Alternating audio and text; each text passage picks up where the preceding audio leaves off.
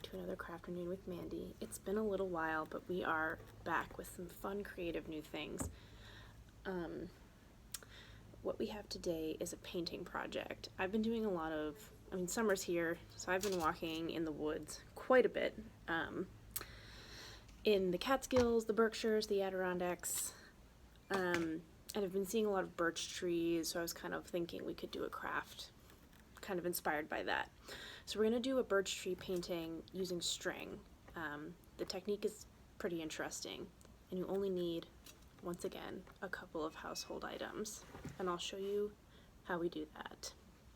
Most of the materials you can just use what you have at home, but I think the essential components are you'll need string, paint, acrylic paint works best. I haven't tried it with watercolor, it might run too much, and some sturdy paper. I'm going to use watercolor paper, but you could also use cardboard, would be a really nice alternative.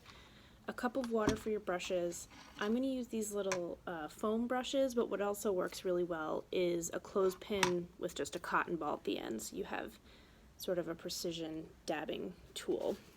Scissors to cut your string, and a plate for your paints. I always put a piece of foil down just to keep my surface clean. So before you do any painting, you want your paper and a pretty good length of string. I'm not going to cut this until I know exactly how much string I want, because you're going to wrap the string around the paper. I think I want my trees to go this way with the paper horizontally. So what you're going to do is, and you might need an adult's help just to get this started, is you're going to start wrapping your string around the paper. Now this is where your creativity comes in play. The place where the string is going to create where the trees are on the paper. So if you want a really dense forest, put a lot of string on it. If you want more paint than forest, put just a little bit of string on it. But you do want to double up some of the string pieces so your trees aren't too skinny. We're going to add some Sharpie marker at the end to make them look more like birch trees. So go ahead and wrap that paper.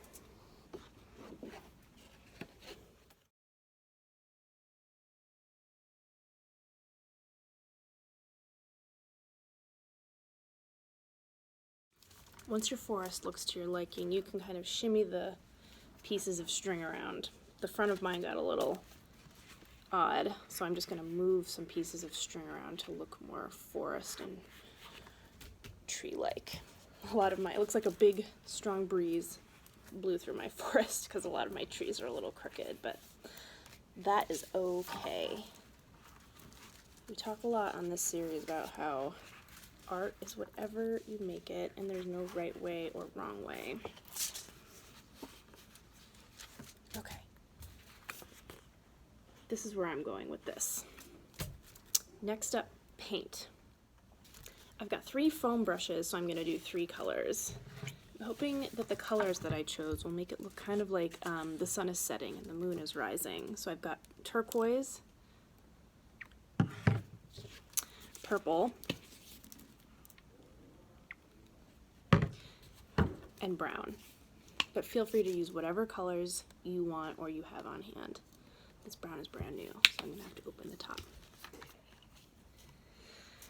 Now you get to painting. You want it to have a little bit of a rustic look, so that's why I like these foam things, or like I mentioned, the clothespin with the cotton ball on the end to give you kind of like a stippling effect.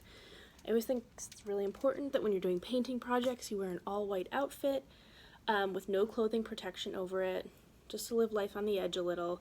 So I'm going to be very careful with my painting. So you just get started like this.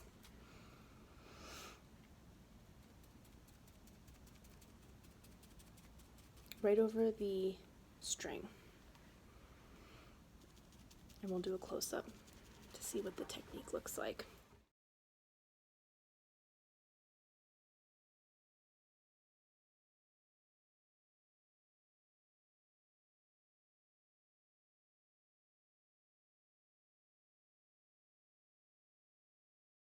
Okay, so there you have it. I would recommend that you let your painting dry a little bit before you take the string off so you don't have like wet paint string flying all over.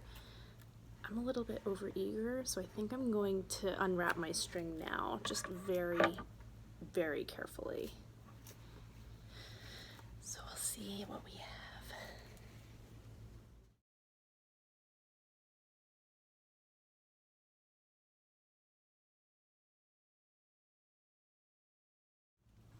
Okay, I think I'm really happy with this. I think next time I do this I might add a little bit more string, but I think it has a really nice kind of natural, organic look to it. What I like to do is take a little Sharpie marker and kind of, you know how birch trees are white but they have those little kind of black bits of bark showing through? I like to take a little Sharpie and kind of add little marks to it. So I'm going to draw mine up like that and I'll show you what it looks like when I'm done. Okay, so I've added my Sharpie marks and this is what it looks like. I'm really happy with this. I think it looks really cool. It looks like a forest. It looks like birch trees I've seen on some of my hikes. So I hope this is a craft that appeals to you and that you have fun doing it. Alright, that's it for another Crafternoon with Mandy. We'll see you again real soon. Bye!